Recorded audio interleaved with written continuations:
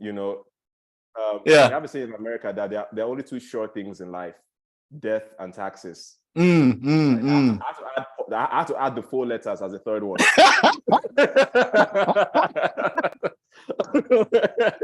Like no matter what's happening in the world, you were sure to see Paul Fo's newsletter. Yeah. And that time, your subject line was in all caps. I'm like, why is he doing this in all caps? So it would stand out in my mailbox, like. Wow. Yeah. Well, so John, usually I ask my guest question, but I'm not going to ask you any question. I just want you to flow because I know you've got a lot of things in your heart. Yeah. You know, I read one of your newsletters when you were talking about the etymology of the word godly. Yeah. And the way you broke it down, you was like godlike. From that moment on, it actually changed, you know, my relationship with that word. There's one other one that you sent. I read, it was so dope. I had to share it on Instagram for everybody.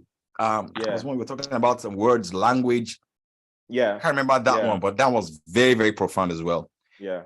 Sometimes I bump into your night school and you really go hard with your people on, you know, where the world is going to now. There's artificial intelligence, there's chat GPT, you know, there's war in Ukraine, there are changes because you are more of a philosopher and your worldview is very unique. I just want to share with us as the year starts what we should be looking at, you know, just inspire us. And if you have your questions, please ask your questions. And there's a guy I interviewed here. His name is Stephen Nduku. He's a big YouTuber now. Yeah. He said he's a member of your community. You need to reach out to that guy. He's one of the biggest YouTubers, man. Massive. I know. Shout outs to you. Like, that I met you in indidvidual's community first. So Stephen is doing crazy. This guy does over $20,000 in AdSense on YouTube, man. That's amazing. That's your son, man. That's your boy, man. Yo. Awesome. All right, so John, the floor is yours. I'm out of here. I'm just sitting at the background and just listening. Okay. All right, cool. Everybody, what do we say to Mr. John, everybody? Yeah, welcome. But you know, you're welcome. You're welcome. Very glad to have you in the house. Like, thank you. Thank you, welcome, Mr. John. Good to have you, sir. Thank you. Great to be here. I carry my pen. I be make I on my video. That's awesome. Awesome, guys. I'm seeing Okeyufu Ajayi says John has changed his hair again. This hair needs a conversation. Yeah, I can't let you guys get too used to me. You know, when you think you know what I look like, switch it up again. Yeah. Right? Come back to Nigeria, switch it up again. Yeah. Keep you guys on your toes, right? Good to see you guys. So, Mr. Paul, feel free to chime in. You're just backsliding in that Dubai. The road kept push. You know I'm always loyal. Yeah, I love you, Rokel. I love you, Rokel. Fire. I love Rokel. Wow. So good to have you guys all here. Okay, so Mr. Paul, just feel free to chime in at any point. You know, we can make it a back and forth, a conversation. Yes, awesome. Whatever. Awesome. Yeah. So a lot has happened over the past couple of years. And, you know, I was watching a video on Instagram by a guy on Instagram called Ryan, what's his name? Daniel Moran. And he was saying something about this year, 2023, and it's very interesting. He said that 2023 is the first actual post-pandemic year. Yeah, because, you know, 2020 was effed up on so many levels. Though because my work has always been online, I didn't feel it as much. But when I took the time off to observe what was really going on in the world, how people were impacted, not just business-wise, but emotionally, marriage-wise, relationships, psychologically, health-wise, it was crazy tough. So I think that 2021 and 2022 were just years that people used to like recalibrate their reality and like, okay, what is really going on? How can we get back in the flow of things? And so this year is a unique one because it's the first real post-pandemic year where there's almost zero travel restrictions to anywhere.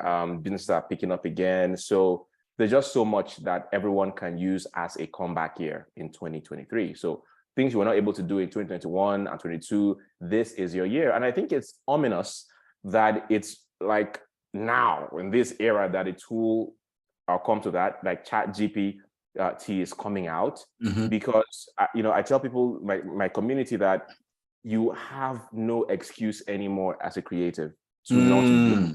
You have no, right? I did a free webinar on AI and ChatGPT for creatives, and people are going crazy. I released a paid course on it. Like, you can actually create your book and start selling on Amazon in less than 24 hours. I show them how, the outline and everything. Like, there are so many new business models being created by this ChatGPT thing. So there's just so much going on this year. But let's double back a bit to the philosophical viewpoint of this. And I like that you mentioned my philosophical worldview. I've always had, a different way of viewing the world and the nature of our reality. And that drives the way that I do things, even creatively, the way that I spot opportunities. And so I'm going to share a part of that with you. There are a couple of ways that you can see the world. One of the ways is games, all right? Actual games that we play. Anybody who reads my newsletters or is on my Facebook group and you read my posts, I've always likened life to a game of snakes and ladders, right? So if it's not so popular as a game right now, but when we were kids, we used to play board games a lot because there were no video games. Only really privileged kids had video games. So remember our growing up years, we had to make do with whatever we could in our environment to keep ourselves stimulated. So we would go to the streets and play ball. We would play table tennis. And if we didn't have an actual table tennis, we would improvise. We'd get desks together, put something in the middle. And we used to improvise something back then. Yeah. Right. So there was this game. So so board games were a luxury. You remember Ludo? Yes. Right. Now, sometimes, even if you didn't have Ludo, we would draw it on paper. You remember? Oh my goodness, those were crazy times. You remember drafts? Yes. I think in the West, they call it checkers. Like, if you weren't privileged enough to have a draft board, we would draw it. Yes. Shade boxes, and we'll bring stones and we'll play. Yes. Right? So there's one game just like that we also loved called Snakes and Ladders. It was similar to those board games. Right? If you were privileged to have it, good for you. But if you're not privileged to have it, we would either draw it on paper or we would tear it off the back of cabin biscuits back then. One of those, we would tear it off the back. Yeah. I remember. So Snakes and Ladders was this game where, you would roll the dice and the ladders took you steps up in the game and the snakes took you backward down. All right. That is one worldview of the world. And so when I end my posts, my writings a lot of times by saying, what is life but a game of snakes and ladders? It remains my prayer that you learn to choose the ladders. So that's one of the paradigms, snakes and ladders. Another way of seeing the world is the game of Ludo. Very interesting. And how does that work? Because when you look at the game of Ludo, how do you start out? It's by chance. And the way you start out life is by chance. You don't choose the family you're born into. You don't choose the circumstances of your birth. You don't choose. Can we have it muted? I'll do the muting now. Right. Cool. Right. You don't choose. Let me make you the host first, John. Okay. Cool. Go ahead. Be talking. Okay. So you don't choose the circumstances of your birth. You don't choose the country you are born into. You don't choose your nationality. In many cases, you don't even choose your religion. Whatever most people believe. Unmute yourself, John. Unmute yourself. Okay, cool. Go ahead. Yeah. I wonder what I was saying before my. You don't choose your religion, yeah. Yeah, you don't choose anything about that. You come into this world and everything is stamped upon you. And even your religious worldviews is what you saw in your immediate environment growing up. It formed you and you became that. And everybody would swear to death that is the correct one. But anyway, you didn't choose that. It was given to you. And you don't choose the passport you are born with.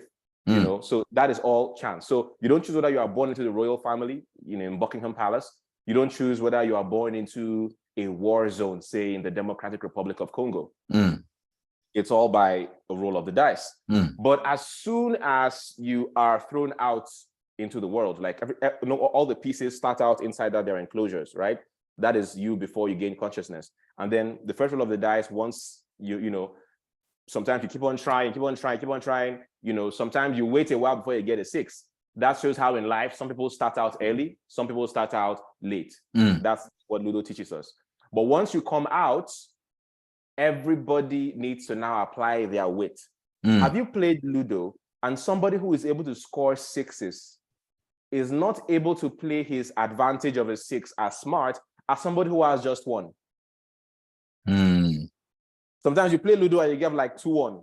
It's small, it looks small, but they are able to calculate the most advantageous moves of just that 2-1 that's on the dice. All right. So that's one worldview, Ludo. It's all a game of chance, but once you are out there in the world, Ludo is about making the best of whatever you roll on the dice. All right.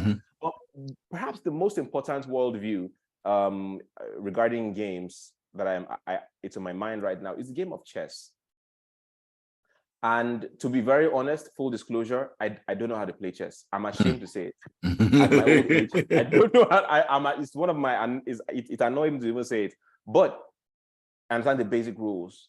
And chess is so profound. There's a reason why chess has survived so many years and is seen as the game of great thinkers. Because chess is almost a mirror image of the way the world works. And so you have the queen, you have the king, you have the bishop, you have the knight, you have the pawn, you have the rook, and everyone chooses their role. If you refuse to choose your role, by default, you will be a pawn. For those who are not conversant with the game of chess, the most powerful piece is, I think, is the queen or the king. I'm not sure, but both the king and the queen are the two most powerful pieces on the chessboard. All right. And then in descending order, I think you have the bishop. Below the bishop, you have the knight. Below the knight, you have the rook. Below the rook, you have, I think, the pawn. The pawns are the most expendable pieces on the chessboard. Most people go through life as pawns.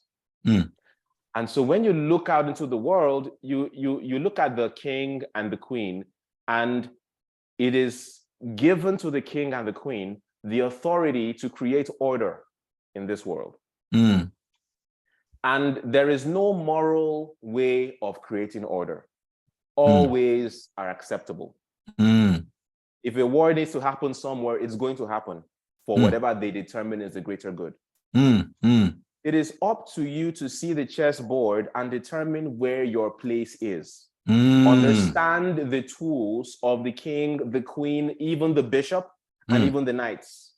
And so one of my biggest messages pre-pandemic was personal sovereignty. Personal sovereignty means that you are Lord and master over yourself. For the game. And you cannot be Lord and master over yourself if you cannot be Lord and master over your mind. If you cannot be Lord and master over what comes into your eye gates and your ear gates and what influences you. Most people on social media, they are just sitting ducks for the media. Like, ask anybody on social media, unfortunately, even those on this call, have you ever come across the term media literacy? Almost nobody. Trust me, I've done this on different platforms, on my community. I've asked, have you heard about media literacy? You're like, no, what's that? Only a tiny majority know about media literacy. And I tell people that, if you have children, you have no business exposing your kids to the television, to the radio, to the internet, to social media, or anything of that nature, without first educating them on media literacy. The only people I know that really knew about media literacy were those who studied mass comm in the university. But apart from them, almost nobody in the secular world knows about media literacy. So media literacy is being able to educate yourself on how media operates and understanding that media almost always has an agenda. Doesn't mean you should not consume media, but you should be aware that most of the media you're going to consume has an agenda. You should now ask yourself, what is this agenda? Because they're not going to tell you this is our agenda. Every news channel will say that they are safe, they are fair and unbiased. They will all swear that they are safe, fair and unbiased. It is up to you as the person who is educated to be able to see through with your educated mind, what is the political leaning? What is the ideological leaning of what I'm about to consume what is the intended worldview that this newscaster has in mind before framing the news for me in this particular way. And that's one of the first steps of personal sovereignty. Another step to personal sovereignty is understanding how the world works geopolitically. You know, it's I don't know whether I should be saying this on a public podcast because it's shameful, really, that most of our people do not know. First of all, most of our people do not have Nigerian passports. They don't know why they should. Those that have passports do not know the difference between a Nigerian one, an American one, and a Canadian one. You mean the average Nigerian don't have a Nigerian passport? Is that what you say? It will surprise you how many. Even your people here ask, though you'll find a good number here that don't have. Wow. But I've been in this game for a while and I've seen things that shocked me, right? Just because, you know, the way I go through the world, I'm naturally, passionately curious. You can't say a new word to me on this call whose meaning I don't understand, and I would feel comfortable going to bed without finding out the meaning of that word. That's just me. And so how you do one thing is how you do everything. I push through the world. I try to learn a lot, right? But I'm surprised people who just, I don't know it, and they just feel it's okay. It's not that deep. It's a very popular saying. It's not that deep. It's not that deep, right? You know, and you know, Olakole Shoyo once said something. That there's a way he defined education. I can't remember the way he said it verbatim, but it goes something like this. He said it's the ability or the capacity of the human spirit to question its environment, to find out what options are necessary to adopt as a matter of supreme urgency. All right? People don't question things. People are not curious. And if you were to be a first world citizen, it's okay, you'll be fine. Trust me, all these our gra messages is not that necessary. It's not that all the success, ambition. No, I've been to countries of the world where you don't need to be ambitious to be okay. You can be fine. You know, I've lived extensively in Brazil. They have a very different culture than ours, right? They have a very good social benefit system. If you are hungry, it's okay. The government will take care of you. They have a very good social welfare system, all right? You try that in Nigeria, my brother, my son, you are dead. Anybody else in any part of the world, they can afford to just be anyhow, you know, just be cool. You can't afford to be an average Nigerian. The fact that you were born into Nigeria, first of all, you have to understand that on that Ludo game, you have started the game of Ludo many steps back if you were born Nigerian. While maybe the American, by the roll of the dice, perfect 6, you can start many steps ahead. You as a Nigerian, born with the kind of governments, successive governments that we've had, all right, with our colonial history, with where we stand in the geopolitical pecking order, in the grand scheme of things, in the game of power, you are many steps back. So when you do come into the game, you cannot afford to be unaware. You cannot afford to be not curious. You can't afford to be just anyhow, just average. No. So that is why our message, your kind of tone is very necessary in the age and time and geography that we exist today. As a matter of fact, even if you jackpot, those that have left Nigeria would attest to this. You are not still free from the identity of being a Nigerian. So no matter where you are in the world, you have to be a special Nigerian. You can't be an anyhow Nigerian. You must be the classiest, the most influential, the smartest, the wealthiest. You have to be the special Nigerian, right? I sent one of my newsletters that one of my greatest fictional characters ever growing up was a character called Othello, right? Othello was a play written by Shakespeare. And as children, if you couldn't read the book, all those plays that Shakespeare wrote, there was a condensed version in modern day English called Lamb Tales from Shakespeare, small books. And they contain the summaries of most of Shakespeare's writings. And so that's how we as children were able to finish all of Shakespeare's books without reading the original text, Mm-mm. right? So one of those stories I read was Othello, written by Shakespeare. Why was I drawn to Othello? Othello was the only lead character in a Shakespearean play that was Black. As a child, I was crazy about Othello.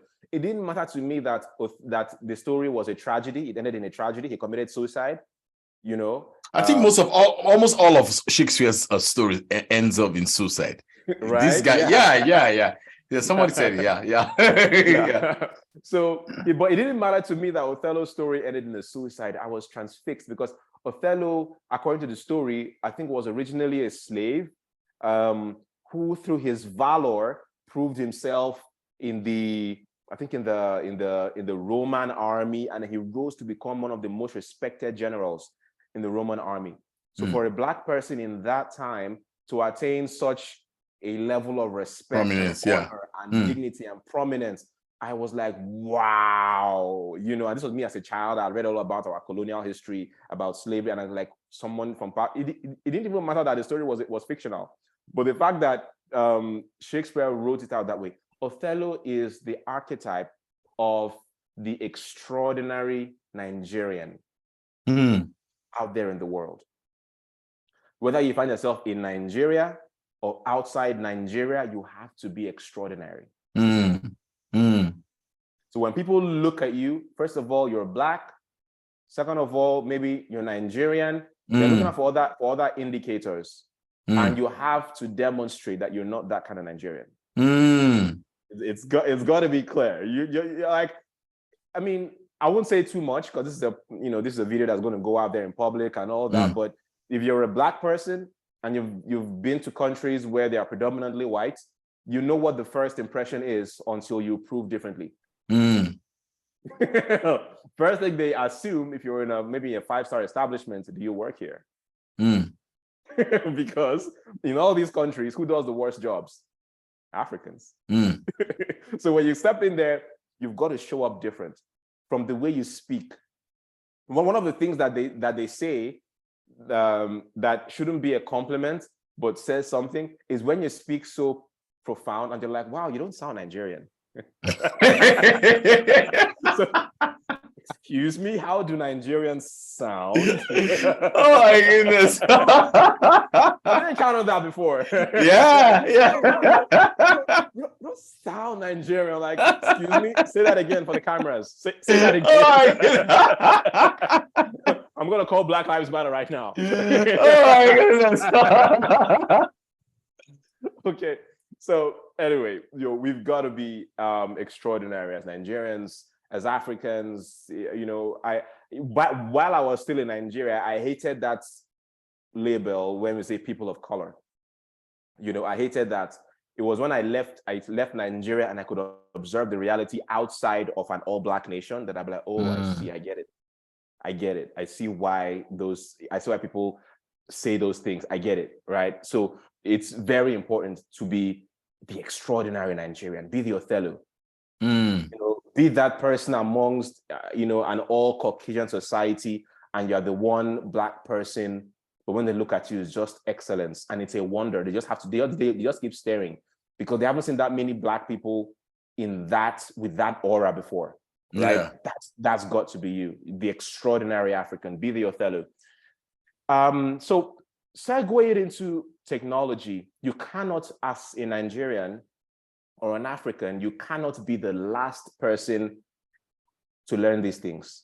How dare you? You are misrepresenting us. You misrepresent us. It makes me angry when I see a Nigerian asking me, sir, what is AI? You should be ashamed to ask me that question. You should be ashamed to ask me that question. No, because people don't have shame anymore. Ignorance should make you ashamed. And people say, oh, well, ask questions. You don't ask certain kind of questions. What you can do, it wouldn't take you 5 seconds to get on Google and type, what is artificial intelligence? So when you are engaging me with a question, it's something above basic. It's a more respectable question, right? And that's because a lot of people have gone through life being comfortable being played as a pawn. And I wrote in pawn, that is the pawn in chess. I wrote in one of my latest wisdom notes, because I have wisdom letters, I have wisdom notes. Was it the one you wrote on fluency? I haven't read fluency, I saw fluency. Oh, let me see. Is it fluency? No, it's not the one of not the one on fluency. There's another one. There is a follow-up to fluency, the one on the wisdom of asking. I like that title. I need to go and read that. The wisdom of asking. I love it. The wisdom of asking. Because people who have been raised all their lives to be slaves, all right, because you've got to understand that even though slavery as it existed before has gone away, it still exists. What do I mean by that? Back then, oh my goodness, I wish I could share a video with you, but this is there's a video I'll share with you later, Paul 4. Okay. And it's from a credible source, MSNBC. Yeah. There was something called the Slave Bible. Have you heard about the Slave Bible? No, I haven't. Okay. I'll share with you. MSNBC did a report on it. For many years, I've been sharing with my audience about how the version of Christianity that was preached to the colonies in Africa and the slaves was similar and was a corrupted version of Christianity intentionally created to make us subservient to the West. I've been saying it for many years, but I didn't have any proof. With my deductive reasoning, I could just connect and be like, no, there's no way that Nigeria will be so. No, go ahead and let me just be going, and I want to sort something out for my wife. All right, cool. Keep teaching. I got you. Okay. Because I would look around and I'll be like, there's no way Nigeria will be so-called so religious and yet it's so backward. And I would look at what all these entertainers, I don't call them preachers, I call them entertainers. I see what they do and what they preach and how the masses just eat these things up. And I'm like, no, there's got to be a source of this thing. And I had the theory, because then it wasn't proven. I just had a theory in my head that this thing came from colonial Christianity and how it was preached. Because I wish Pofo was here because he needs to get what I'm saying here. The version of Christianity preached to the captured slaves was one that prepared them for a paradise in the afterlife. Because as a slave, you had no hope for enjoying the good life. You had to buy your freedom with money, and very few slaves, how many slaves could buy their freedom? You had to escape. It was very hard to escape. You could be killed, or there was just no way. If a slave gave birth to children, those children as well were born into slavery. They were the property of the master. So there was no hope on earth for a slave to enjoy the good life. The only hope for a slave was in the afterlife. And so that's why slaves always were so spiritual, because, okay, if I can't enjoy in this life, maybe in the life to come. And that's how it was. And that was how that version of Christianity found its way as well into Nigeria through the colonies.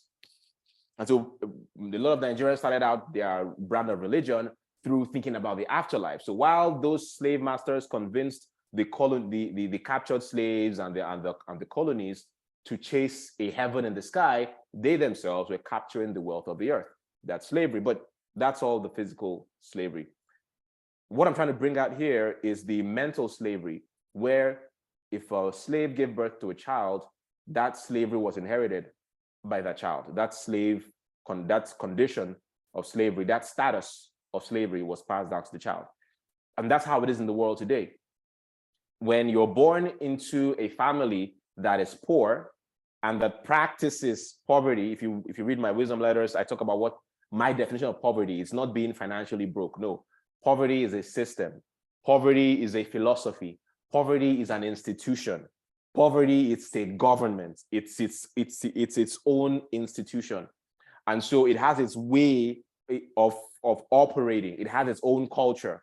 And so when you're born into that culture, that way of thinking and doing things is passed down across generations until maybe somebody hears one crazy message from one crazy John Obidi with the crazy hair and chooses to break free, right? And so it becomes a culture mentally. And so you see that in the way such people engage with the world. Slavish mindsets. I need you guys, just write this down. There's a book I need everyone to read foundationally. It's called As a Man Thinketh by James Altucher. As a Man, two books I need everybody here to read. Everyone who's watching live and those who are going to watch the replay. 2 books. If you grow up, in the life of struggle, if you think that what I'm saying is too harsh, if you think that, what I'm saying, you don't quite understand it, you might need to watch this again to catch up. If you think that what I'm saying is a bit too arrogant, that's okay. I can understand. There are 2 books I would recommend that you need to read as a matter of urgency. The first one is As a Man Thinketh by, did I say, it's James Allen. I said Altucher. Sorry, it's James Allen. Okay, As a Man Thinketh by James Allen. And it's a very old book. They use ancient English, but it's still small enough to read and understand and finish very quickly. There's another book by Napoleon Hill. It's less popular. Everyone knows Napoleon Hill for writing Think and Grow Rich. But there's another book he wrote that is so amazing. It's called Outwitting the Devil. Outwitting the Devil. I need you guys to please go read that book.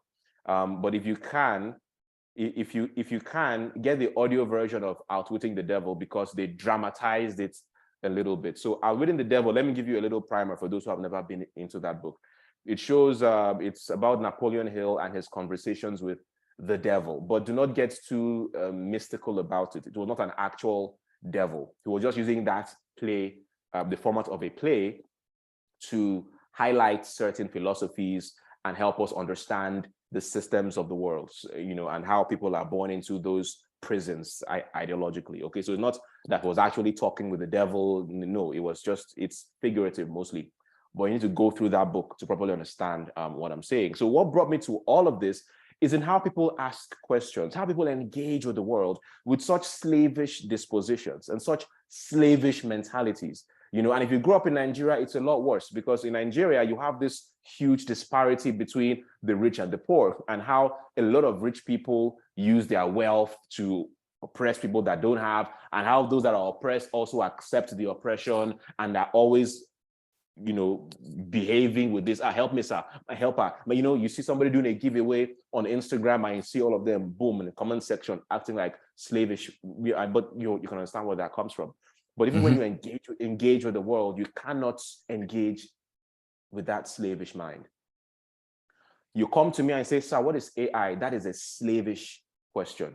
It shows that you are someone who eats out of people's hands. And when I see how a lot of people in Nigeria are manipulated by pastors, yeah, I can see why. You were born with a slavish mindset, because somebody who was born as a king is not easily manipulated. So Mr. Paul, before you left, I was talking about slavery, and I was talking about, I wanted you to get back before I went deeper into the slave Bible. Sure, go ahead. I was saying that I had a theory in my mind based on my observation on how religion was practiced in Nigeria. Yeah. That that Christianity was intentionally poisoned by the slave masters and given to the fathers of the faith in Nigeria to control the cattle. It was just a theory, but I had no proof until I saw this news piece done by MSNBC. Where they went to one of the slave museums in America and discovered the slave Bible. Mr. Paul, wow. The slave Bible is the normal Bible, but the slave masters went into it to remove certain chapters. Can you imagine? So that place somewhere in Galatians where Paul said that now there is no slave, no master, we are all one. They removed it.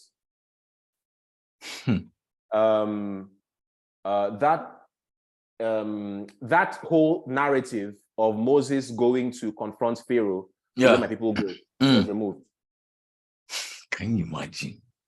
I have the videos on my phone. After this, I'll send it to you. It's not conspiracy theory. So that they can control the people. Control the people. Right? This is not any Andrew Tate or no. This is MSNBC. Thankfully, I don't know how mainstream media captured it, but I'll send it to you. You'll have a look. Right? And so the slave Bible removed anything that could make the slaves think that what they were going through was unnatural.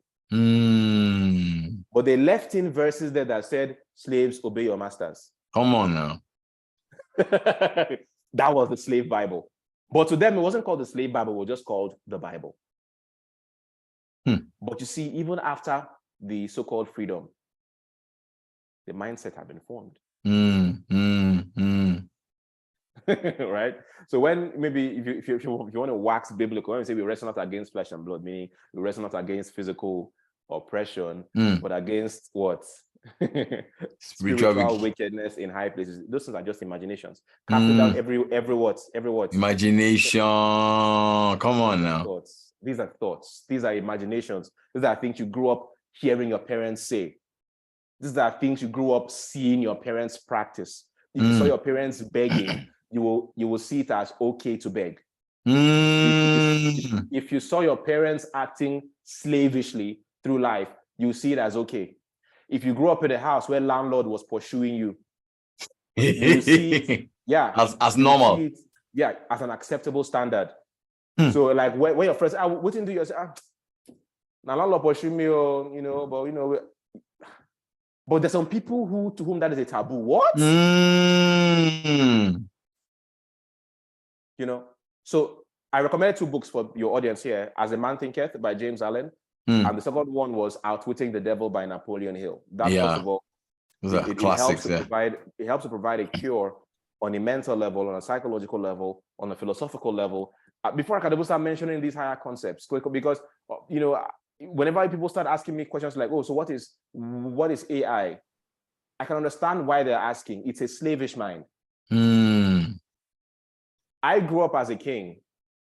What does it mean to be a king? King, I think it was it David or Solomon who wrote that is the glory of God to conceal a thing. It's the matter of kings, The honor of kings to do. The honor of kings to unveil it. Oh yeah. Peasants do not unveil this nothing. This is deep, man. Peasants do not unveil nothing. They are too busy doing what Jesus Christ said we should not do. That is doing what? Worrying about what we are going to do, what? Eat or... When you're consumed with living from hand to mouth, you have no time left for the higher things of life. You have no time thinking about philosophy, questioning your reality. Is this real? Is this okay? Is this right? Are my circumstances just? Is there more out there in the world? And so you just take what is there. And so you're not able to really explore this game of life well enough to determine the options that you have. Let's go back to the chessboard. The most limited piece on the chessboard is what? The pawn. It has very limited steps it can move. The king, or rather, I think it's the queen, can move anywhere. The pawn cannot move. Now the pawn, they ask me, who passport help? You can't move anywhere. Now your local government, you are confined to. So why do I need a passport? I understand. You grew up as a slave. Kings don't ask questions. No, kings don't. A king will not even ask you. A king will go and Google it because he can't for his hand. So Google it. Passports. What's the benefit of a passport? Wikipedia. What is a passport? It's not your aptitude. It is your attitude. It's not your aptitude. So I'm not castigating anybody for not being educated. No, it's not about education. Though we should all be. Eventually, it's your attitude. If your attitude is right, the education will come. You will research. You will figure it out. When ChatGPT came out, right, I figured out, I said, I'm not going to rest until I figure out what this thing is and what it means for us. I'm not going to ask anybody. I spent successive nights playing with ChatGPT, looking for the economic benefits. How can ChatGPT make money? After 2 weeks of study, I did a webinar, sold a product. That's a king movement. That's only something like a king. A child is still on TikTok watching videos. ChatGPT or more. It's taking over the world, though. Wow, amazing. Is that all you know? That's not a king move. That's a pawn move. You're just there watching the kings move on the chessboard, right? You're just there watching a Paul Fuan and John Obidi do webinars and sell products and travel the world and do crazy hair. Amen. Right? When are you going to take your own position on the chessboard of life? Because that is our own wish for you. We're not here trying to flex on people or stunt on people. We're trying to let you know that this can be your reality as well. But it is the honor of kings. There's a habit of kings. We research. We are diligent at researching. We question things. We have critical thinking skills. All right. And so, I looked at it, did a webinar, sold a product, it did very well. People are asking more, we want more of this. When is the next one? Want to learn, right? So that moves us into Chat GPT and AI and what this thing really is. And so what I've seen here is that this is such a tool for the creative. I'm not looking at even the part where it's going to take over jobs. Yes, it's going to take over jobs of peasants, but it will be a king's assistant. Yes, like Chat, we make jokes a lot because the product I sold on AI is called AI Profits. We have a Telegram group chat for those who bought the program. And so in the group chat, we have a nickname we give Chat GPT. We call it IFA. We call it the IFA Oracle. So we're like, someone else, I go and ask IFA now. Why are you asking me? Ask IFA. Well, that's so true. That's so true. Yeah. That's so true. If I will give you the best answer. You ask you the question. Yeah, I just ask you the question, So the other day I was like, this thing, there's something I want to explain, but I want to use animations to explain it. And I don't want anybody, I want to do it myself. But is there nothing that is easy to use that I can just make an animation to explain what's in my head? I'm like, as a king, what is a king? A king has advisors, right? And I simply went to ChatGPT and I said, I want to create an animation to explain some ideas in my head, but I need a software that is not complicated like After Effects but something that's very easy for anyone to use, drag and drop. Give me 5 options. Give me 5 options.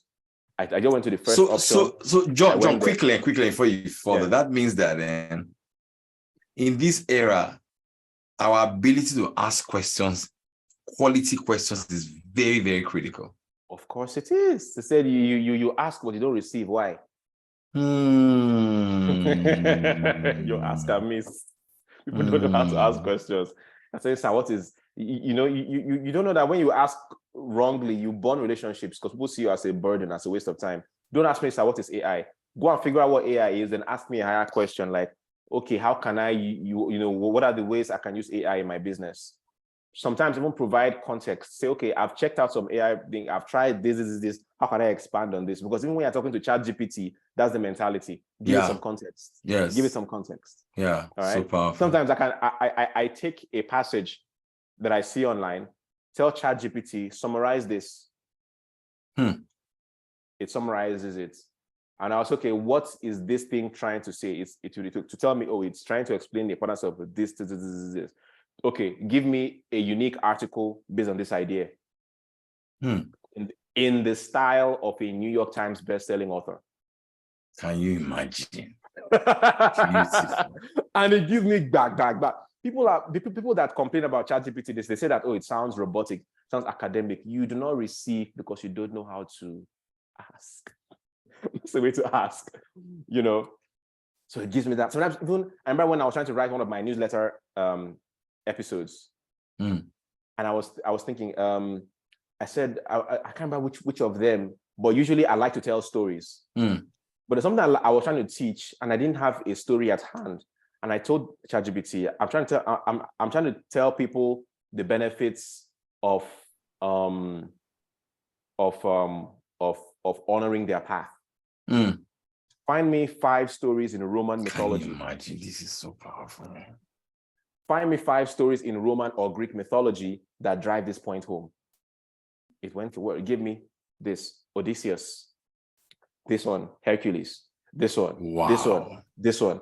I said, interesting. Expand more on the story of Odysseus. It expanded, blah, blah, blah, blah, blah, blah, blah. Interesting. If I were to add this to my article, how would you phrase it? It gives me like this, like this, like this. Interesting. If I were to create a subject line that would attract a lot of opens in the email, in the inbox, give me 5 subject lines that you would suggest to give you. Whoa. Interesting. Give me 5 more. Which do you think is the best of these 5? It will say, well, I think this. I think AI is just Jarvis, man. You watch Iron Man? It's just Jarvis. John, hang on. Yeah, guys. it's just Jarvis. Science and spirituality have met. Yes, finally. They've met.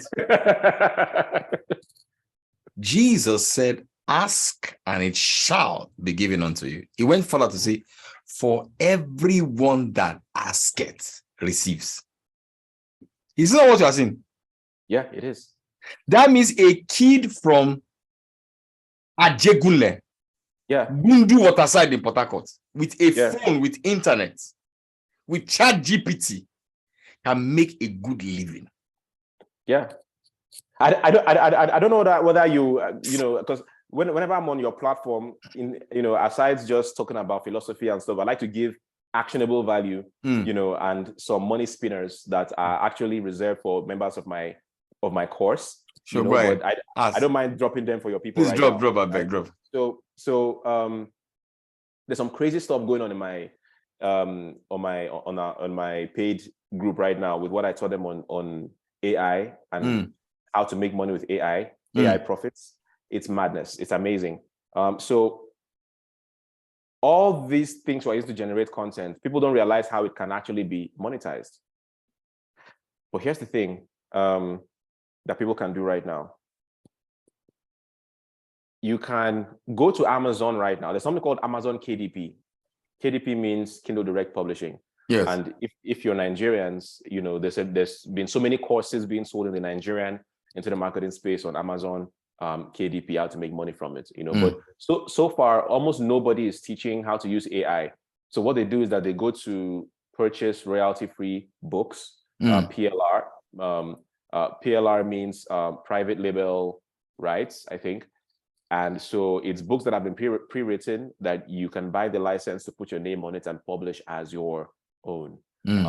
However, the problem with everybody using this method is that everybody now goes to the same source and puts up the same thing, and Amazon is beginning to frown upon PLR content. All right. Oh, Lola, are you a member of my course? I'm seeing you put some of my trade secrets. I did PLR. Yeah, like I said, Lola is putting. I think you're on my course because nobody knows this thing.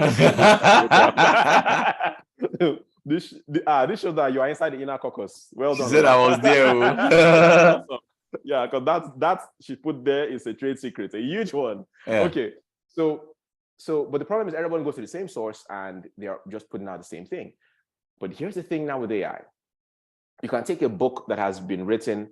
So you can go to Amazon right now, look for the books that are trending. And from there, you can know what people want to get information on right now. Yeah. Because you've got to realize, forget all this thing that we're talking about, the chessboard of life, the king, the queen, the bishop, the pawn. Most people in this world are pawns, and that is their place in life. Just stop fighting it. Everyone has been given their place. And that is just the way it is. There are people who are not going to ever monetize this. They are always going to be on the consuming side of things. That is just life. It is our wish that more people become kings and come onto the production side of things, but that's not going to happen. There's a reason that Jesus Christ said with all conviction that the poor you will always have. Right? The Pareto distribution of wealth is always going to be here. 80-20. Yes, it's not changing. Yeah, it ain't changing. You just decide. It's the power law, man. Yeah, you just decide on what side of the divide equation you want to be. Yeah, it's true. You want to be on the 80 or the 20, but that equation you got to respect it. So people are always seeking information, transformation, and all that. They don't care where it comes from. So you got to go there. What is trending on Amazon? What people want information on? You don't have to sabi book. You don't have to. Just see what people want information on. What's the book title? What's it about? Interesting. You can go to a PLR website, buy off a PLR book for something as cheap as $5. You buy the PLR rights. People don't know it's that cheap. You buy the rights for as little as $5, and you can take that book, take one chapter, take one chapter, throw it into ChatGPT. I say, ChatGPT, summarize this chapter in one paragraph. It summarizes it. Said, okay, good. Now create a unique chapter based on this idea. You've done your book. And put that training title on top of it, slam it on top of it. Exactly.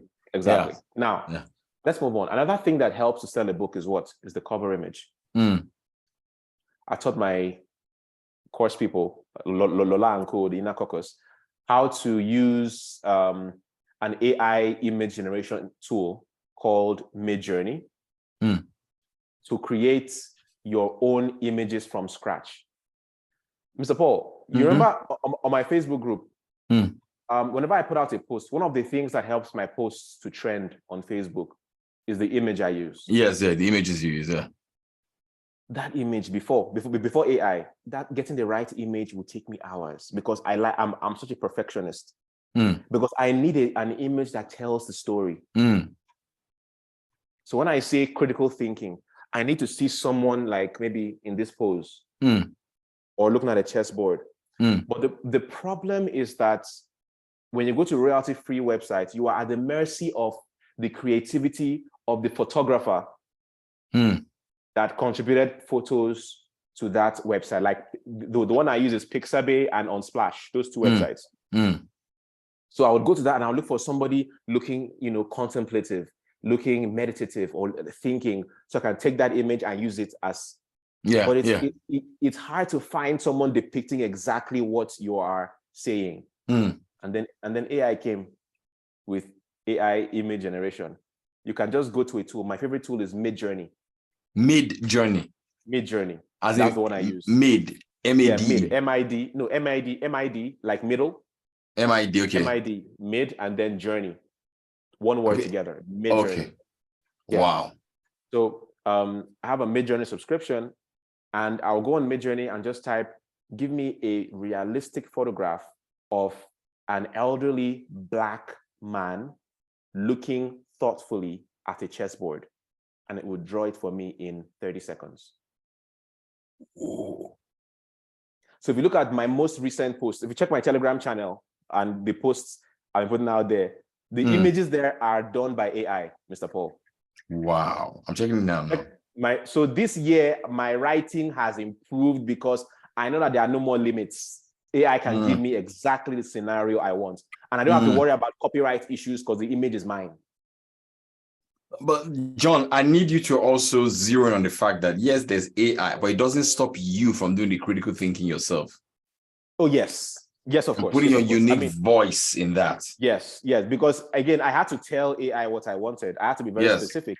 I had to say, I want an image of a Black man with gray hair, very good, looking thoughtfully at a chessboard. So this is as a result of the richness of your intake of thoughts. Yes, very much so. Yes, it's a function of the richness of your because what is reflecting is a mirror of your internal environment. Yes, very true. If it wasn't excellent, it's not what we are going to be seeing. Yes. Because if Zazu want to ask AI was what he will ask AI, Zaya, where is Zazu? Zazu? I agree very much. Yeah. I just didn't put that in. No, I think you're loading it with a lot of information. I want to open the house out. Have you got a question, a contribution? I have a question, it's Ronke, but I'm actually bursting. I need to ask that question. Okay. When this chat GPT thing came out, it was my 17-year-old that came and said, oh, mom, this chat GPT, she went on and on about it. And when these AI images were just coming out, she did like so many and sent them to me. I was like, okay, well done, whatever. Then she started to tell me about how they can use this thing in their degree courses and at school, essentially to cheat. Yes. So I was thinking about part of what we are teaching our children are thinking skills. Before the teacher will tell the child something, they will do exam, you read your notes. But now we give them the opportunity to think through what they've been taught and express it in their own way. So we are saying, okay, that's 21st century teaching. Now, with this chat GPT and stuff, how is it not going to affect that thinking skills? Because it's someone's thinking skill that created chat GPT. Yes. Is it not limiting? I know that the benefits are there for those of us that are here and want to write books or do so many other things. But in terms of our children being creative and thinking critically, is it not a limiting thing for them? And how do you think, what should we be doing in the schools when it comes to AI? Okay, let me run in on something quickly now. So from what John is saying now, I run a business now. I want to start a business now in Lekki. I go to AI. I say, give me a name for a business for Nigerians in Lagos, Abidjan, that can pull in Kiniko, or is a new product. So I think it's the critical thinking that guides you to even ask those intelligent questions. So yes, so it keeps you ahead of the people. Yeah. It's not really, I don't consider that critical thinking if you're asking such questions. I mean, I guess critical thinking is probably a relative term. I mean, if you go to some webinars, they will say something and everybody say, wow, and be wondering what are they wondering about. So perhaps it's a relative thing. But my core question is, what should we be, besides the skill, what should we be teaching the children, especially those in secondary school and that are trying to use these tools as disempowering? Yeah, they're not using it in an empowering way. I love that it's question. Like when you use NLP in a disempowering way to fraudulently take somebody's money, but that's not. That's not what it's designed for. So that's where I'm going to. Yeah, let me weigh in on that, Ronke. And I really, I see what you're saying, and I appreciate that question very much. And I think you're asking that question from your experience as an educator. And I think that is a very, that's a very smart question. Now, Ronke has a very legitimate concern. And you have to understand that there has been no time in history where wisdom has been democratized. And if it is being democratized now, you have, it is very smart to take a couple of steps back and question it. Yeah, and ask why. Because you have to understand, again, in this world, there are the kings and there are the slaves. I do not think that the kings are raising their children on ChatGPT. No, it's the masses that are easily excited about things like this. Oh wow, life is easy now, right? Right. But Ronke has a legitimate concern here that look, it's taking away critical thinking skills, it's taking away creativity, and what are the negatives of this? So I think that even though we, the creatives, are excited about it, we've had decades to build our creativity, Mr. Paul. We've had decades. Remember the things I was explaining earlier on about those board games? And how even if we didn't have them, how we had to be creative. To use them. So we've had decades worth of experience building our own creativity. Now, when a child comes into this world and hasn't had that time to build their thinking skills, their creative skills, and you're feeding them ChatGPT, like, give me a thesis on the economic impact of World War II on global economics. And they just go and type it there and take it out and submit. There's no thinking involved, So I think that in time, it's going to come down to the family unit. And because you can't just throw ChatGPT at your kids. Your kids have to think. You have to tell your kids, okay, maybe watch a doc. Because I remember in university, I went to Benson Outside University. It's a private university. And in our first year, there's a course we all had to do. It's called Peace and Conflict Resolution. And on one of our first lectures, the whole class had to watch a documentary on the Rwandan genocide. Right? We had to watch that documentary. And at the end of the documentary, or at the movie, they told us to bring up our opinions. What would you personally do if you could turn back the hands of time? What would you personally do to avert the crisis?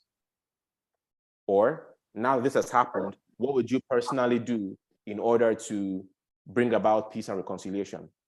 And everybody had to think. I'm like, and so from there, we had to write a thesis and submit. We all came out of that experience changed people. Because most of us were kids. We have never really seen war. I mean, we heard about Nigerian Civil War, but we weren't born in that time. So most of us never really had an understanding of what those times were and a proactive worldview on those situations. There are some people who, after that course, they said they wanted to go into they wanted to be negotiators, wanted to go into take up peace and conflict as an actual career, you know, but that whole dance is going to be taken away from kids when they can just go and check it out. No, you've got to think and reason it, you know, and that is one reason you've got to look. Elon Musk, for example, you would think that Elon Musk, being such a wealthy person, would have sent his kids up to some of the best schools in the world. No, but guess teaching what? them by himself.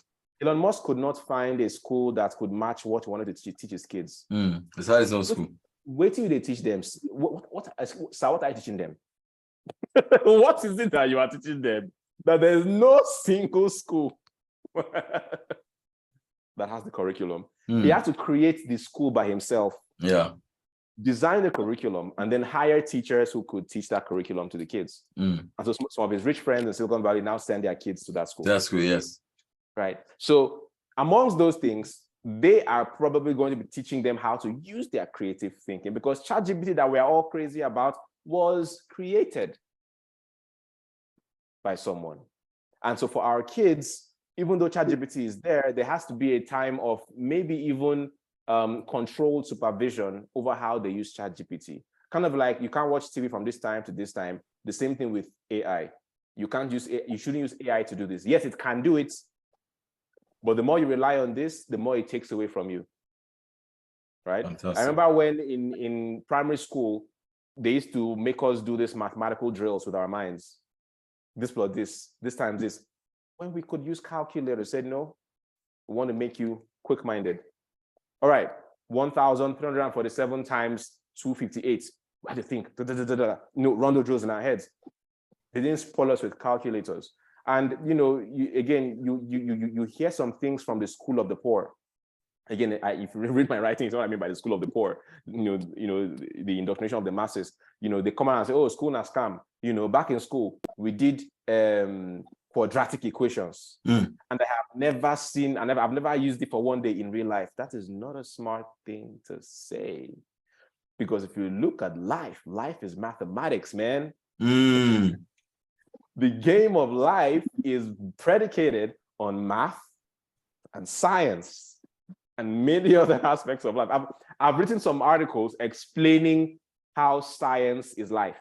When you look at diffusion, for example, right? What is diffusion? Diffusion is the movement of particles from a mostly gaseous particles from a region of higher concentration to one of lower concentration, right? That is the principle that governs how you expand internationally. You have to expand from a place of where you are supported, your home base, Nigeria. You blow in Nigeria first, right?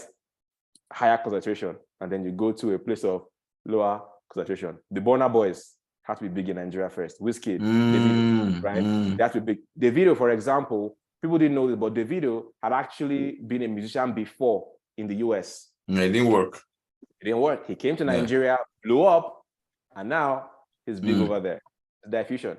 You have to move from a place of higher concentration to a place of lower concentration. Trevor Noah, the same thing. He was a fantastic comedian, very big in South Africa. Massive. And then from that support, he moved over there, became big there. Where did that come from? It's science, it's diffusion. All right. The same thing, osmosis. There are so many examples there. Okay. Life is mathematical, life is scientific. One of the codes are hidden in these things. And if you can look into it, you will see. All right. There are and the powers that be, they respect these principles. They understand these principles, and so everything is all math. Anyway, John, let's take another question from other people. Right, cool. So that so we've got Lola. After Lola, we'll go to Balkis. Lola, hit me, Lola. Thank you, John, for that. Thank you for. That is not Lola talking, oh. Okay. Okay, go ahead. I was just saying thank you. Oh, right, okay. Yeah. Okay. I appreciate the question that Ronke raised. But on the contrary, I want to believe that just like Daddy J.O., like we call him in the inner caucus, I want to believe that his point is valid in the sense that I want to believe that ChatGPT or AI or whatever will rather give speed to people if it is properly harnessed, to give speed. Because if you have like 1,000,001 things that you want to do, and you have an assistant that will help you to handle most of it, it will give you speed. You'll be able to move faster than you would have if you have to use your brain to reason out everything. Take, for instance, just within these few days that we did a training, I can't quantify the amount of speed I have had. I have asked ChatGPT to help me as much as designing a food plan for my home. Because at times I'll have to rack my brain. How do I put this thing together? I have a lot I do. I go to school. I am a mother. I am a wife. I do business. So how do I put all these things together? So the same way we have our children who are growing up and we want them to take the world. And so if we channel them properly, if we expose them the right way to this thing, and they are able to work with it the right way, that it wouldn't affect their critical thinking. Because take, for instance, you can't just tell ChatGPT, I want to sleep, show me how to sleep. You must be able to tell ChatGPT what you want. You must be exact in your question. You must have thought it through in your mind before you feed it with the question, with the right data, before it can feed you back what you want. And if it gives you what you don't want, you still have to think again. That, keep modifying it until you get exactly what you want. How do I remodel or ask this question that will make ChatGPT to give me what I want? So I think it's helping me to think more. It's helping me to think more than I would have. Okay, so let me wait on. Let me wait on. Okay, let me wait on that. I agree very much. I mean, I should probably be the #1 evangelist of ChatGPT, because I mean, I created a program on it. You know, I teach people how to use it and all. But you see, one reason why I'm great at ChatGPT is because of my background and my education. We grew up in the lower middle class of Nigerian society, almost poor by many standards, maybe poor. But one thing my father never joked was education. I had lesson teachers upon lesson teachers. I was drilled. Because I'm naturally talented, it made me lazy. Even I'm going to admit, it made me mentally lazy. So if I knew that by getting maybe 60 out of 100, I could stay in the class, I would just get 60. Why am I getting 100? My father knew that. I don't know how he knew, but he figured that out. And I was drilled and drilled in my house. Anything below 98 was not acceptable. So I never had any free time. I'm not saying this is a perfect way to raise a child, but I'm just trying to bring out something there. There's so many things I was pushed into doing. While my mates during holidays would go to what was raining in Lagos then, like Apparent Tropicana, water parks, to go on vacations, I was going through lessons. I had to read adults, not, you know, when I say adult, I mean books that were complex topics for adults to read. I had to read those things, all right? I had to read those things and explain them to my dad. I was a child when I had to read all the books that Shakespeare wrote before I was 9 years old. Before I was 9 years old. Wow. So a lot of the ways that I see the world, and it comes across to my hearers, my listeners, as exceptionally brilliant, came from those formative years. I was listening to this man, you know, Bruce Lipton. Yes. The mind body guy. Oh, the mind body guy. That guy, he was given an interview to this London Real. The London Real podcast guy. I've forgotten his name. He has a B in front of his name. Is he B Brian or so? I can't remember his Brian name. Jones. Brian something. Yeah. So on that episode, he said something about how most of what we as human beings do and how we engage the world comes from our first 7 years of programming. Most of what forms what we call the subconscious mind in our adult years comes from our first 7 years of programming. And boy, my first 7 years on this earth were intense. I was choked full of education, filled to the brim. There's so many things I learned in those first 7 years that I'm only just remembering now as an adult, and they're coming in handy, right? So in those first 7 years, I wasn't given an easy way out. I wasn't even allowed to have a calculator. The best I had then, do you remember abacus? Yes. Gen Z don't know abacus. The only thing I was allowed to have was an abacus. So I had to learn, and then it was a thing of pride for my parents when their first son, John, would come and speak in public as a kid, so intelligent, and they'll be like, wow, this kid is so intelligent, so eloquent. Like I had these advanced thinking skills at that age, right? And this helped me growing up. Now, I like what Lola said, that, okay, there's a way to teach kids to use, there's a right way to show them how to use ChatGPT, but what is that right way? How do we decide what is the right way? It is easier for we as adults to use this thing because we have had years of education, depending on how exactly you grew up, what was your education style, how you were groomed. But these kids need superior techniques. And if one just leaves them with ChatGPT, it's going to help me think. No, it's helping you as an adult think, right? Because it builds on the foundation you as an adult you already have. You've had a long life of education and experience, and you can bring these things to bear. I tell ChatGPT, like, okay, cool. Tell me a story. I can tell ChatGPT now, tell me a story that has a similar outcome as that of Othello from any of the novels that you have. John, for those of them that may be asking, different ones, what's your favorite or website in terms of the chat GPT? There are different tools. There's Word, different ones. Which is your favorite, so we can recommend ChatGPT. Just go to ChatGPT. Good. Just ChatGPT beats all of them. Yeah. So for the kids, we need to ask the right question. Like, okay, yes, there's a right way, but what is the right way? You've got to define that, because I can guarantee you that the way a poor man gives ChatGPT to his child is not the way Elon Musk gives it to his child. No, there is a way. Because these guys raise their children to be kings over the rest of the peasants. So if you want, and remember, I started this thing saying that there is no time in history where wisdom has been democratized. It's not possible. Mr. Pafo, let me emphasize on this thing. Sure, right. It is not possible for the powers that be to just dash wisdom to the populace. So they have an agenda, right?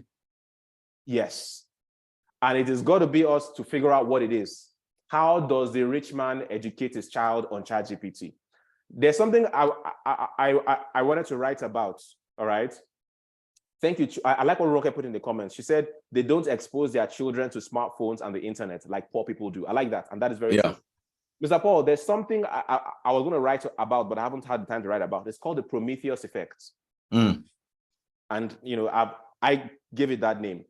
And it's from the story of the Roman god. I don't know if it's the Roman or the Greek god of the god of fire, Prometheus.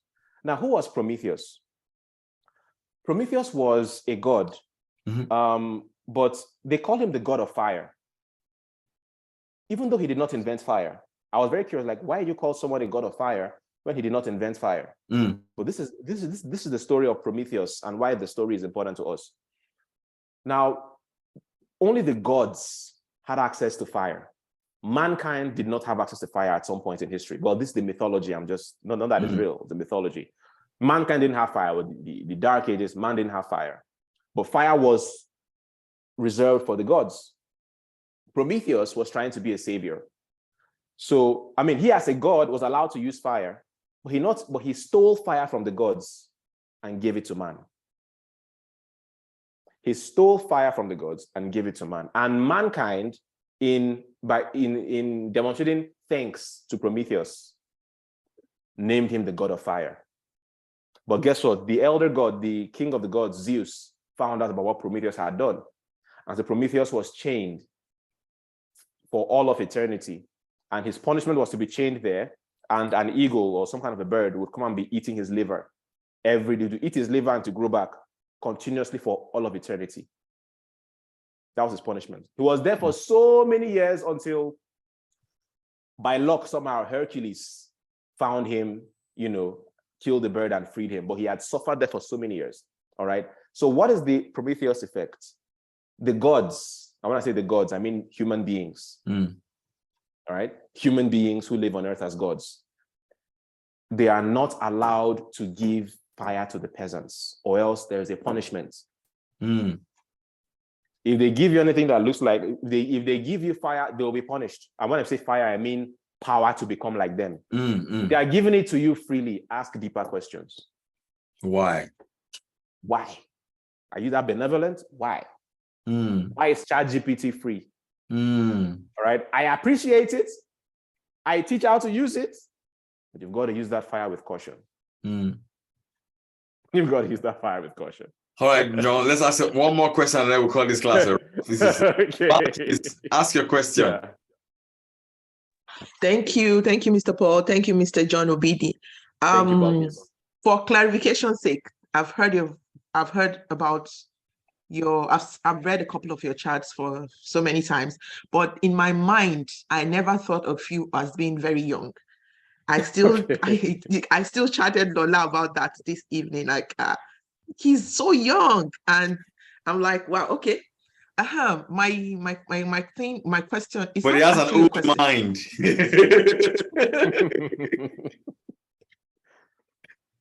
Okay. Sure, first of all, hang on. I'm sure you're saying to yourself that, man, this book review on Wednesday, I gotta go deep, man. This guy. Yeah. We have to sit tight, man. Anyway, go ahead. I was joking, yeah.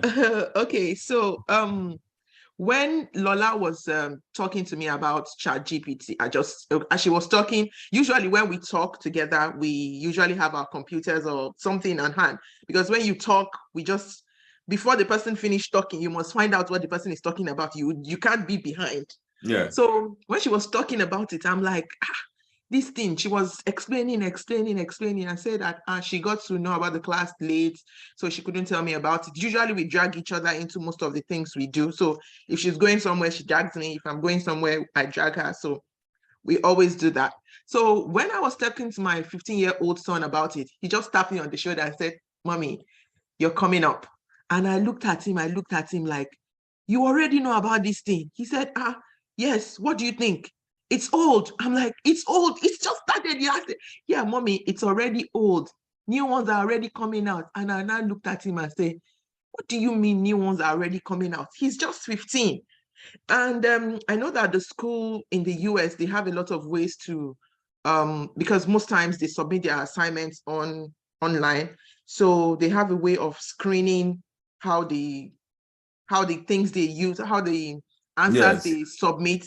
They have a way of screening it to know if they pulled it up somewhere or something. So I think if Ms. Ronke is worried about that, I think maybe schools in Nigeria need to upgrade a little bit more, because the children are not smiling. Oh, he's 15. He knows that there are other AIs that are working. He knows how to use all these AIs. Me, I'm just learning about one.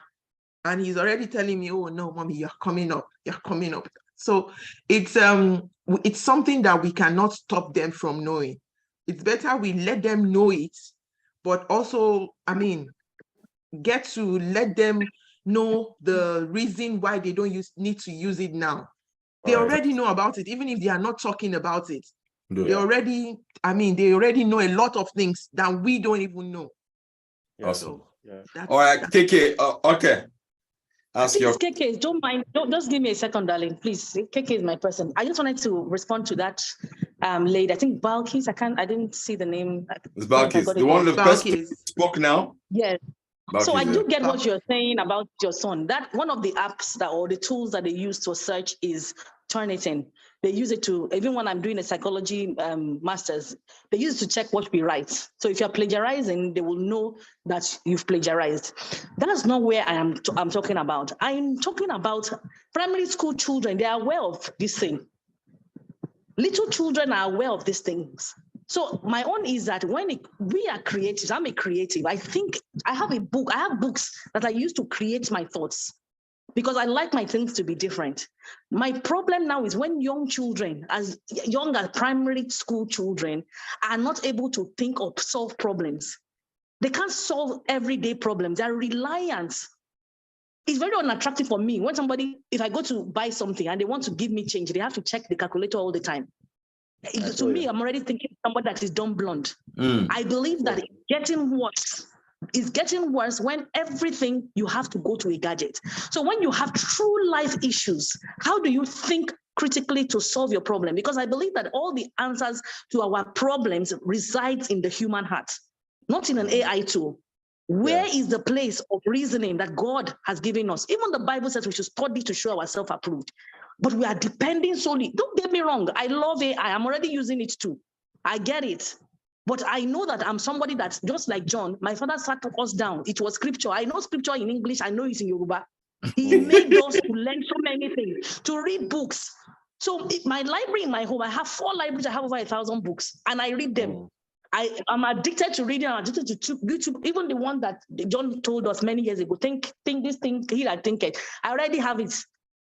There's one old ebook that was roaming around then, you know. But these things are foundational. What will be the foundation for our own children? Is it this AI? Ronke,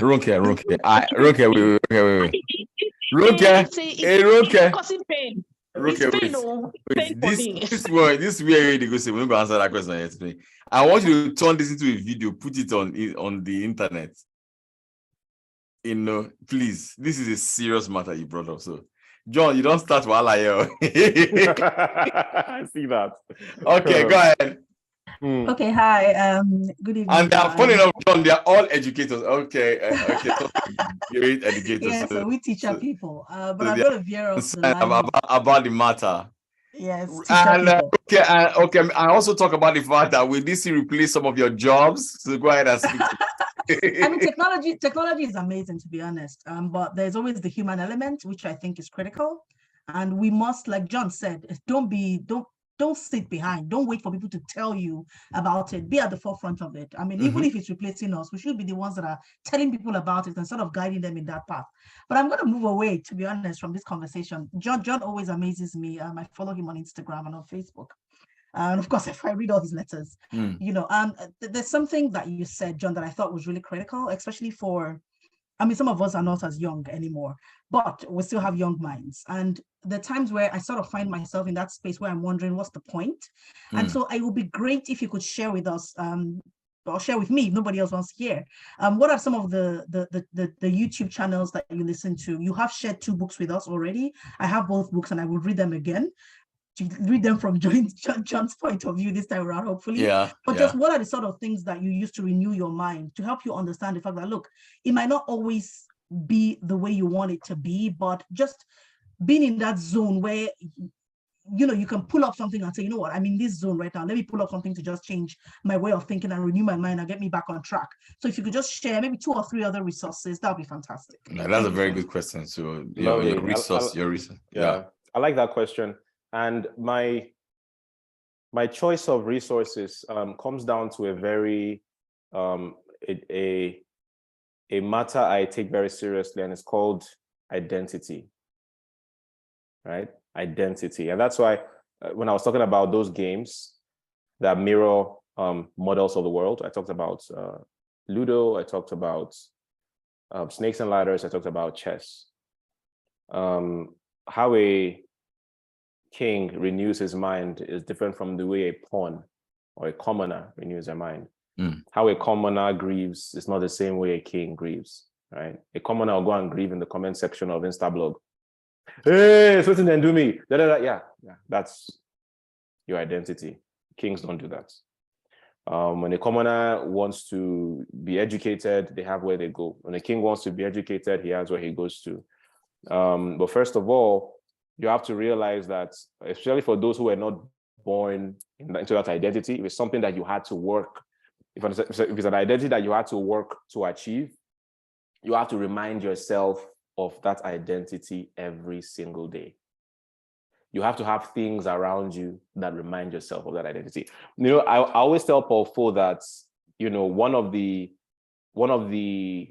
expressions of him, one of his expressions that I really love, I know that Paul Fo is known widely as a sales coach and sales trainer, but one of Paul Fo's expressions that I I find exceptional is his personal development angle. Whenever Paul Fo is talking about personal development, I'm always listening.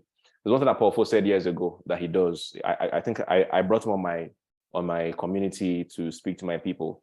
And there's one thing he said there. And he said every morning he writes his goals down afresh and reads them aloud. Now, he didn't stop at just reading them aloud every day. No, you say he has to write it again from scratch every single even day. Today I did it. Like, that is such a crazy neurological exercise. Very powerful, man. And so it's something that reminds you not just of where you're going, but at your core, what your identity is. If you are not consistently reminded of who you are or who you have chosen to be, the world will give you their own identity. And you have to understand that the world is not going to randomly throw you an identity of being a king or a queen. No. The world will try to throw you into the 80%. Because the 20% need the 80% to survive. If everybody became woke, who will be the gardeners? Who will be the gatemen? So the world will constantly try to keep that divide, and that divide is kept by, first of all, giving you an opinion of self. And then based on your own opinion of self, you are the one that will sabotage. You will go and eat where such people eat. You will go and read the kind of books they read. On social media, you go. So your identity, first of all, you've got to be reminded of that every day, from the way your room is designed. When you look at how royalty arrange their households or their castles, their palaces, one of my favorite attractions anywhere in Europe is castles. If you go to Germany, Austria, Hungary, I love their castles. You see how the castles are designed. Why do they have so many frames and pictures? You see sculptures of great people who have come before. Why? Before you walk from this room to this room, you pass through a hallway full of sculptures and paintings and imagery on the left and on the right. Why? Because when they are raising the princes, they are indoctrinating them. This is who you are. This is where you come from. This is what we do. This is who we are. This is how you engage with the world. So you are always reminded of that identity. And so when in your house, you have all these, frames that have all these sayings, these affirmations, or these images of great people that you are modeling, and these books, some books you may know. There's a book I bought not to read. I've never read it. I just like seeing the title. And that is a book by Tyler Perry called Higher is Calling. I just like seeing Higher is Calling every time I wake up. I never read the book. I just want to be seeing that title. And the book, Tyler Perry was by the side looking up like this. I want to be seen. That was 2018. That's all I wanted to be seen. 2018, that was my motto. Higher is Calling. I wanted to be seeing it. So first of all, your identity, you want to remind yourself of your identity every day. Now, naturally, because of who you are, your identity, you go on YouTube, there are certain things that will start coming to you. Oh, this is, right? We have a word for that. We have the reticular activating system, the subconscious mind, right? And what it does, it's like what we call yellow fever in Nigeria. Yellow fever is the traffic warden. All right, it lets information come in or restricts it from coming in. All right, and it's based on who you are. You start seeing these things. All these things that exist for kings have always been around you. But the moment you step into that identity and you indoctrinate yourself in that identity, your eyes will open. You start seeing them. All right. So first of all, is that identity. Second of all, you have to start. It's now a paradigm through which you start seeing the world. Seeing the world. Again, those two books are foundational. As a Man Thinketh, it's a very short book. You can finish in less than a day. But then, very important, you must go read that book by Napoleon Hill, Outwitting the Devil. The Devil. It goes deeper into how the education system and all those things are infiltrated to groom some part of the population in a certain way and another part in a certain way. All right. Then on YouTube, you need to switch up your YouTube recommendations, and make sure that things that you are seeing are from people whose thoughts you admire. All right. So when I want to go into an aggressive mode when it comes to selling, I just like to watch multiple videos of Grant Cardone. I just put that guy on repeat. I just see him shouting and yelling and all that. Yeah, you're selling. Sell or be sold, man. 10x, man. 10x. Just I heard him saying that, because if you don't remind yourself of those things, all those feelings of I'm not feeling, I'm feeling.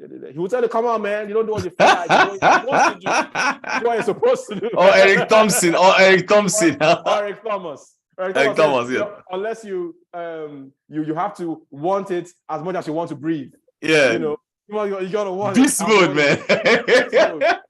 Or maybe if Popo can just create some kind of mixtape recordings where Popo is always shouting, "I'm on top of my game, man! I'm on top of my game!" Like you gotta have these things charging you up. Otherwise, the wind and the waves of life will just come. So all these guys, very Eric Thomas. I love Eric Thomas. Grant Cardone, love him. I like Jordan Peterson. He helps you. Yeah, brilliant guy, man. Great man. Great man. And many others. Like I don't have an offhanded list. Those are just a few guys I remember right now. But these are the areas that really get me thinking. Yeah. John, one person's hand has been up since. Hazel will ask your question. John answers it, and we call this class. I'm here for you. Hit me. Hazel, go ahead. Aquila. Okay. Good evening, John Obidi. So make it quick, make it sharp. Okay, Hi, Hazel. actually wanted to ask. Ajayi asked it, and John has answered it. I wanted to ask, how do we cross it? No, he spoke about peasants and kings. So if I want to get into the identity of a king, how do I cross it? Because I don't believe I was meant to be a peasant. I feel like I'm achieved becoming a king. So you've touched on that. Thank you so much for how you explained it. But in terms of the ChatGPT, do I need to have like a coding knowledge on Python, on other codes for me to be able to properly utilize it? No, not at all. No, just Google it. Just pick it, follow. No, you don't need at all. Yeah, you don't need any programming knowledge. But here's the thing. I'm glad you asked that question because there's a use of ChatGPT that people are not seeing, and that is for coding. So if you or your child or someone close to you has ever wanted to become a programmer or a coder, this is the best time to learn coding. So I say this because I studied computer science in university. So I used to be a programmer. Okay. I learned Python, PHP, Visual Basic, C++, and all of those things. And back then, when in school, they'll give us programming exercises and assignments.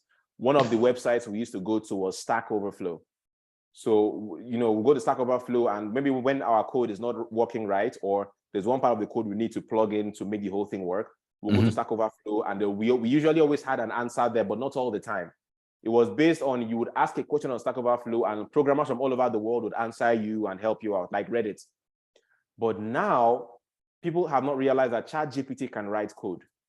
Wow, that's a good question. There's a king you need to follow. His name is Naval Ravikant. Yeah, very brilliant guy. The guy, he wrote the book, The Almanac of Naval Ravikant, yeah. And he didn't even write that book because all these kings, they don't have time to write books. No, it was this guy, Eric Johnson that wrote it, yeah. Yes, he had to go and compile and make it in his name, put all his writings and put it together into a book. Yes. The same thing with Peter Thiel. Yes. That his book, it was by Blake. It was a student in the class. The student was taking notes. Yes, in the class. But John, you brought on another dimension, how kings think. So Eric Jorgensen saw Naval tweets going viral. In output, I said, I can turn your tweet into a book. The man endorsed it. They call it permissionless apprenticeship. He's an apprentice, but he doesn't need permission from the king to become an apprentice. The same thing with Blake. That's what Blake did. It was just his notes in class. The guy was teaching, but he was sharing the notes on the internet, and then the notes went viral. And I said, I can turn your stuff into a book. And today so that's how kings think. They don't need permission. It's permissionless. Permissionless apprenticeship. Yeah. This has been a part of the conversation, man. So the thing about the programming. So one king you should follow is Naval Ravikant. Follow him on Twitter. He's on Twitter and on YouTube. And there's something Naval put out some years ago. It's a tweet storm. Not a tweet, not just that one. There's one series of podcasts he just did once and released. How to become wealthy? Thank you. How to Become Wealthy. How to Become Wealthy. Go to YouTube, it's there. It's free on YouTube. It's free. It's very good. It's very good. Yeah. There's something. John, let me even share with something quickly. It was because of what Naval said in that tweet storm and in that stuff. He said, rich people don't just depend on salary, they have equity. I was riding my bike, so that thing resonated with me. That was when I started taking a percentage of sales when I coach teams. Awesome. Yes. These are the kings. That was These are the kings. I started my retainership business. Yeah. Where I do the training for a company for like 4 months, 3 months. They pay me every month to do it, but I get an upside when they hit a sale. Yeah. Awesome. For an extra, that company gave me 2 million naira first. Yes. Yeah. Apart from the fee, it was through that Naval teaching from the Almanac of Naval Ravikant. So what John is saying is so powerful. Knowledge is powerful, and kings act. They act. They have a bias for action, extreme bias for action. They act and then they course correct as they go. Yeah. You know, so it's permissionless apprenticeship. Yeah. So there's a reason I brought up Naval. I have to just give that little background so you can respect just the wealth of his mind. So inside that How to Get Rich series, he was listing the factors of production and how it has changed in our era. Yes. So back when we were kids in school, we learned in business studies 4 factors of production: land, labor, and capital.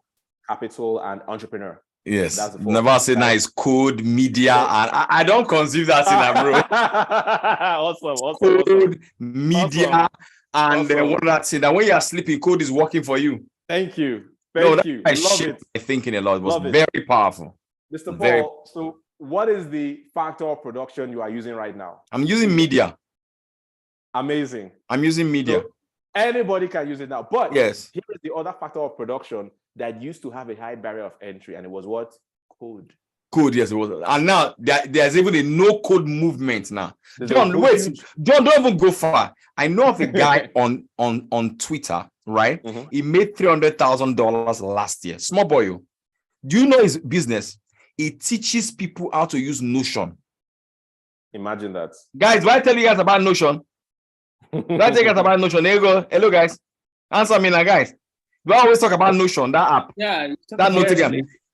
This guy, I want you and VC, we are Steve. You listen to this thing. This boy made $300,000 last year. All he does is he teaches you how to templatize Notion.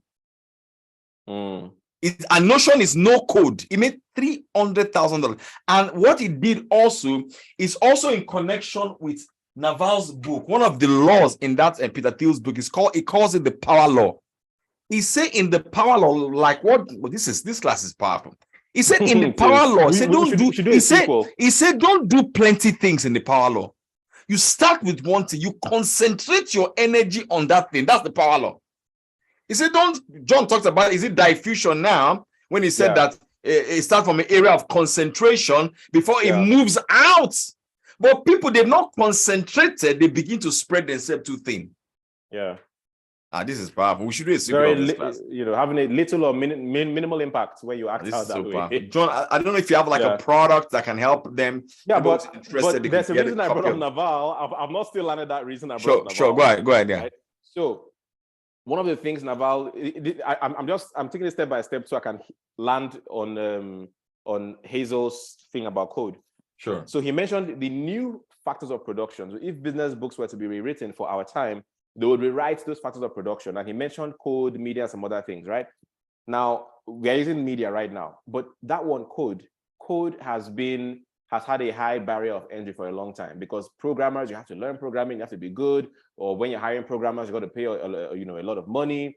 But people don't realize now that ChatGPT writes code, guys. It writes code, complete code.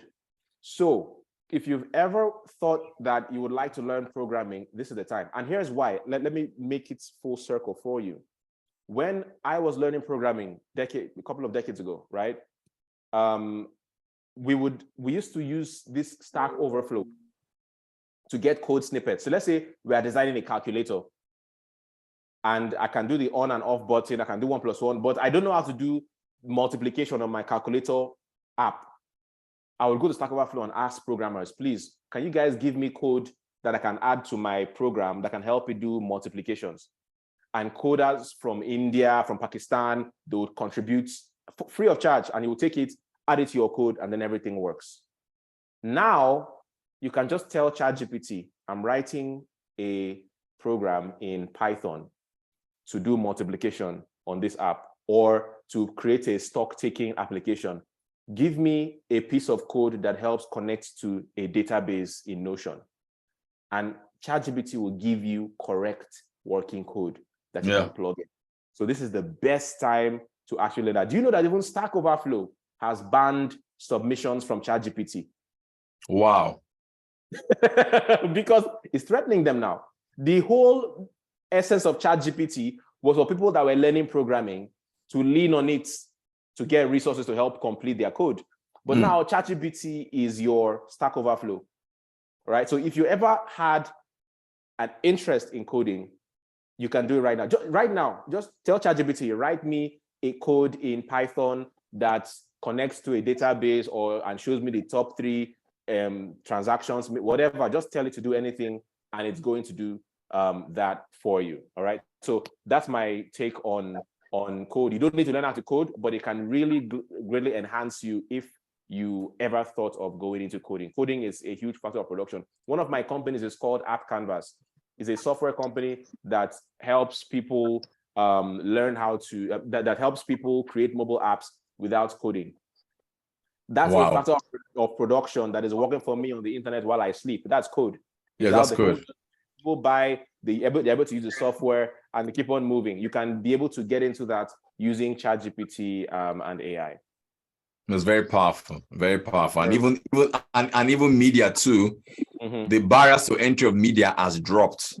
Before, yes. We needed a radio station to have like a podcast. Now anybody can have a podcast.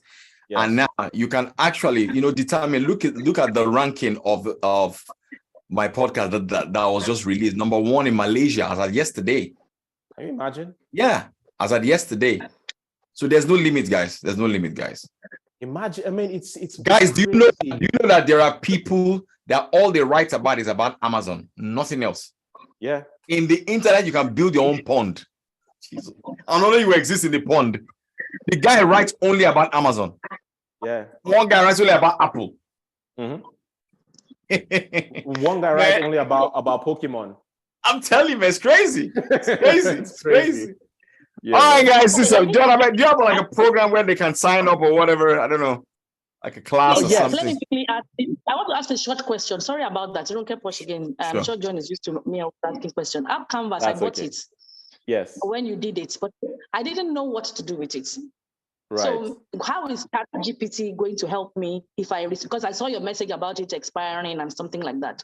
But I bought it and I thought it was something I'll be able to use for the school. Now the follow-up question is, now that ChatGPT is doing coding, even for those that are not coding, my 6-year-olds in my school are coding already. If they get a hang of ChatGPT, should they know it now? Now, my daughter and I also exchange, my 17-year-old, we exchange all this, she wants her mom to be woke, all these tech things. Now, she probably even already knows that it does coding because she's very smart. What is the benefit? For me, I always have fears about things like this. I'm not saying that it's not good. It's good. I mean, we're in our 30s, we're in our 40s. I'm talking about the 6-year-old now, telling the 6-year-old that is already reasoning and thinking and problem solving when they're coding. And you know the impact of knowing how to do this thing. Now, am I supposed to speak to the coding teacher and start telling them they should use ChatGPT at 6 years old? Yeah, so it's important that they go through the fundamentals of learning how to code. They need to understand like data structures, understand syntax, understand the basic principles of code. They should be able to know what clean code looks like. They should know how the best coding frameworks work, so that if someone if you're managing a team that is a programming team, I mean, look at all these companies that you work with code from remote teams all over the world. All right. Maybe one team is in Pakistan and they are pushing a piece of code to GitHub. Another team is in the UK pushing another part of the code to GitHub. Your daughter should be able to understand how this whole thing works. First, when they have gotten an appreciable grasp of the fundamentals, then they should be exposed to ChatGPT, because when you layer ChatGPT on top of the fundamentals, she's going to be a superstar. Why? ChatGPT will become her complete coding team. It will just be her team, but she needs to know how to manage that team and their contributions into making the final product. All right, guys, this is a good place to stop this class.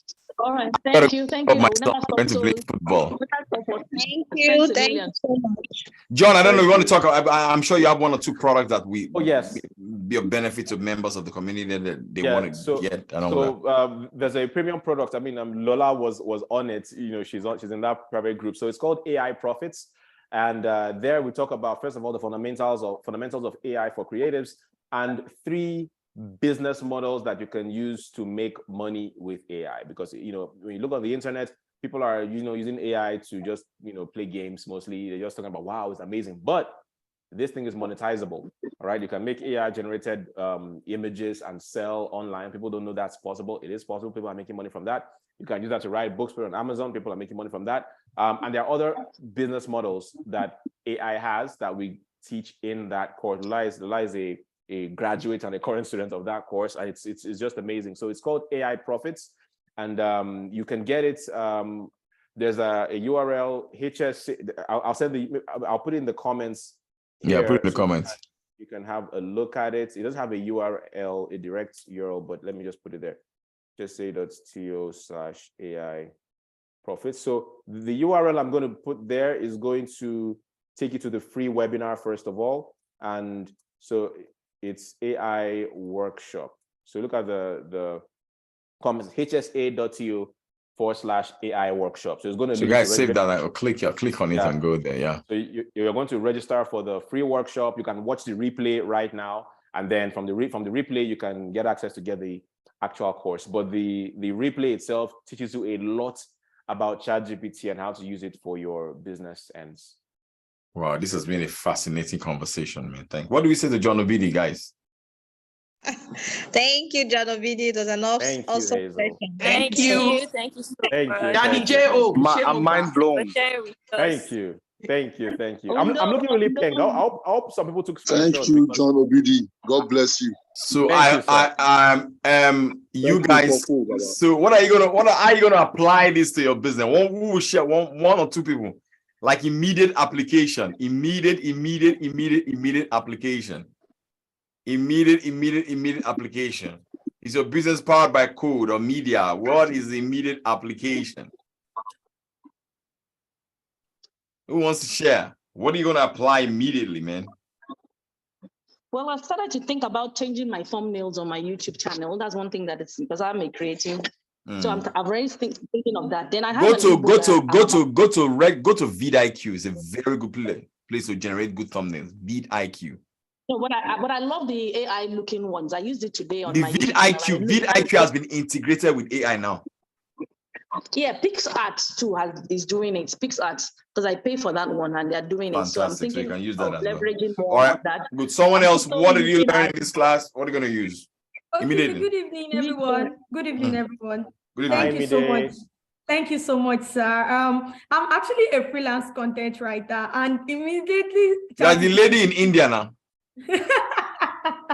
Everybody has been shaking that, oh my God, like for freelancers, like this AI is coming to, take our work and all of those things. But from everything I've learned now, it's not just about coming to like drop crappy content. Like I learned that now you can, the prompts you input on AI. So now, to me, I'm no longer seeing AI as a threat. I'm seeing it as a tool. I'm seeing instead of a takeover, I'm seeing it as a tool to, boost my freelancing, to boost my content writing and the kind of, quality of work I give to my content because of, strategic thinking and putting in the right prompts, the right question every time I need to create content. Thank you. Fantastic. That's lovely. Well done. Praise God. Well done. All right, everybody. This has been a fascinating conversation. God bless you. I'll drop the replay for the community to see. I'll drop this on YouTube as well. John Obidi, thank you so much, man. You're my bro, man. Thank you so much for having me. Anytime. Yeah, so guys, follow John, join his community, listen to him, follow his His letters is very, very good. It's it's committed to the craft. He's committed to the craft. Yeah, some of us are artisans. I want to be as committed as you, Mr. Paul. Committed to the somebody once told me that, you know why in those days people to put their names on anything that they created is because they are artists and their soul is in it. You know that this is from this person. You know, so well, God bless everybody. Thank you all. I love you all. God bless you. Talk to you guys. See you guys in Money Ginger in the morning. Tell your friends to join the community if you're getting value from this. On the 24th, we have Bridget Adeyemi. That lady sold the house for 1.5 billion naira in 48 hours. You want to listen to our talk on the 24th? That's going to be a banger. Let's go. Talk to you guys tomorrow. Love you all. Let's go. Bye. Bye. Bye, sir. Bye. Thank you so much.